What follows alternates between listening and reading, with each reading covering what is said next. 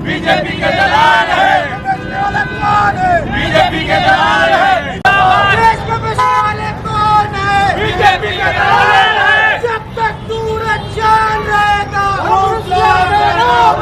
मुर्दाबाद, मुर्दाबाद, बीजेपी, मुर्दाबाद, बीजेपी, मुर्दाबाद। जैसा कि आज के हमारे यह एहतजाज से आप लोगों ने एक अंदाज़ा लगाया होगा कि हमारे दिलों में इस बात की कितनी तकलीफ़ है कि एक मरहूम बहुत ही क़द्दावर क़ायद के ताल्लुक़ से एक बहुत ही नागुज़ीर शख्सियत जिसको बीजेपी ने पिछली हुकूमत में माइनॉरिटी कमीशन का चेयरमैन बनाया और उसको हल क्या करना चाहिए था? आम आवाम के, मुसलमानों के मसाइल को हल करना चाहिए था। उसके बरक्स उसने एक ऐसी रिपोर्ट बनाई जिसका मकसद सिर्फ़ और सिर्फ मुस्लिम लीडर्स को और कांग्रेसी लीडर्स को टारगेट करना था।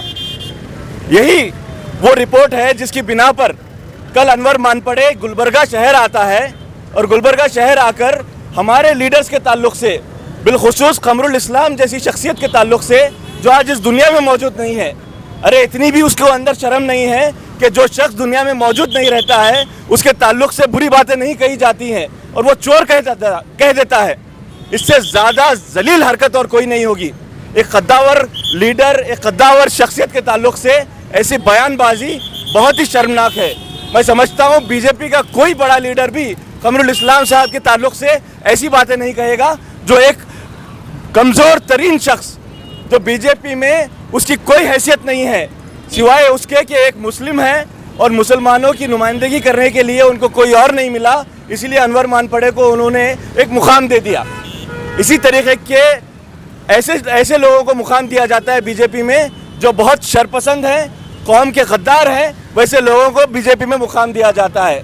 अब वो जो बातें कर रहा है क़मरुल इस्लाम साहब के ताल्लुक़ से, उसको अगर वक्त के ताल्लुक़ से इतनी ही हमदर्दी है तो कई सारे इलाके में हमारे पास, ख़ास करके गुलबर्गा शहर में, गुलबर्गा के डिस्ट्रिक्ट में इतनी ज़्यादा तादाद में जायदादें हैं जिस पर ख़ुद हुकूमत के इमारतें तामीर हैं जो वक्फ की हैं, जहाँ पर बड़ी बड़ी इमारतें तामीर हैं। आज जो गुलबर्गा में रिलायंस मॉल मौजूद है, आज जो गुलबर्गा में कॉरपोरेशन मौजूद है, आज कई सारे सोसाइटीज़ तामीर हुए हैं, तेज बरानी दरगाह की जायदाद है मार्केट में, वो कहाँ पर है? वो किस जगह पर है? वो उसका सवाल वो क्यों नहीं उठाता? अगर उसको उठाना होता है सवाल तो वो आज के मौजूदा एमएलएस पर उठाता है ताकि उन पर आने वाले वक्त में सीबीआई को ये रिपोर्ट पेश की जाए और उन पर शिकंजा कसा जा सके और उनकी आवाज़ों को दबाने की कोशिश की जा सके। याद रखिए, क़मरुल इस्लाम के चाहने वाले, क़मरुल इस्लाम से मोहब्बत करने वाले लोग ना सिर्फ गुलबर्गा में हैं बल्कि पूरी कर्नाटक में हैं। जैसा कि आज मिजगुरी से मुस्लिम चौक तक हम एक प्रोटेस्ट रैली निकाले थे, उसमें अनवर मानपड़े ने कल गुलबर्गा आकर और एक क़मरुल इस्लाम साहब मरहूम के ख़िलाफ़ जो चोर का इल्ज़ाम लगाया है, बेबुनियाद इल्ज़ाम लगाया है, और उसमें उसने कहा है कि क़मरुल इस्लाम चोर है। मैं बोलता हूँ वो सबसे बड़ा चोर आरएसएस का दल्ला वही है। आरएसएस के साथ मिलकर हमारे मुस्लिम कम्युनिटी के लीडर्स को कमज़ोर करने की साजिश रच रहा है और उसने क़मरुल इस्लाम साहब को टारगेट कर क़मरुल इस्लाम साहब और मैडम कनीज़ फातिमा साहिबा के लिए चोर का एक इल्ज़ाम लगाया है। मैं समझता हूँ वो केस, जो भी केस चल रहा होगा वो कोर्ट में चल रहा होगा या नहीं चल रहा होगा, लेकिन अनवर मानपड़े को ये चोर का जो बोलना था, इल्ज़ाम लगाना था, ये सरासर गलत है। किसी को एक लीडर को जो है ना, उसने शेम आनी चाहिए उनको कि उन्होंने बीजेपी के साथ रहकर और बीजेपी के आरएसएस के साथ रहकर मुस्लिम कम्युनिटी के लीडर्स के ऊपर टारगेट कर रहे हैं। और लिहाजा मैं इतना सख्ती मजम्मत करता हूँ, अनवर मानपड़े को इसके ऊपर खिलाफ एक कार्रवाई होना चाहिए। आईबी में रुकाने का क्या मकसद था? आईबी में MP, MLA, x MLC, ex MLA रुक सकते हैं। अनवर मानपड़े का क्या पोस्ट है जो आईबी में रुकाए हैं उसको? इसके साबित होता है कि उसके हाथ में जो बंधा हुआ तागा है वो साफरान कलर का तागा है।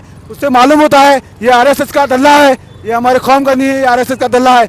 ऐसे बहुत सारे जगह हैं, बहुत सारे जो लैंड्स हैं, उसके ऊपर काम करना होगा। मैं बोलता हूँ अनवर मान पड़े, सुनो, जितने भी गवर्नमेंट के गार्डन्स हैं पहले उसका रिजल्ट निकालो आप।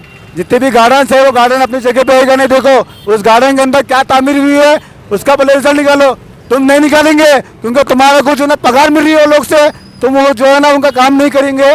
लिहाजा मैं बोलता हूँ अगर तुमको बहुत ही दर्द है कौम का, बहुत ही दर्द है अवाम का, तो लिहाजा वो काम करिए, हमारे वफ को लेकर तमाशा मत करिए। आज इस नाचीज गद्दार ने, जिसका नाम अनवर मानपड़े है, इस शख्स ने कमरुल इस्लाम साहब पर एक ऐसी बुरी तौहीन लगाई है कि इसे हम कभी ख़तई माफ़ नहीं कर सकते।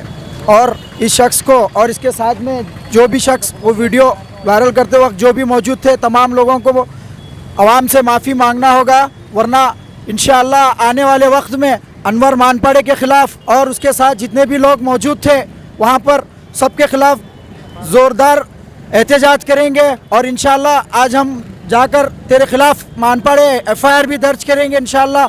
अगर तुझे कौम का इतना ही दर्द और तकलीफ़ है तो NRC में क्यों नहीं बोला, और बाबरी मस्जिद के मसले में क्यों नहीं बोला? बाबरी मस्जिद तेरे बाप की ज़मीन नहीं, वो भी वफ़ की ज़मीन है। देश में बसने वाले कौन है? बीजेपी का दलाल है। जब तक सूरज चांद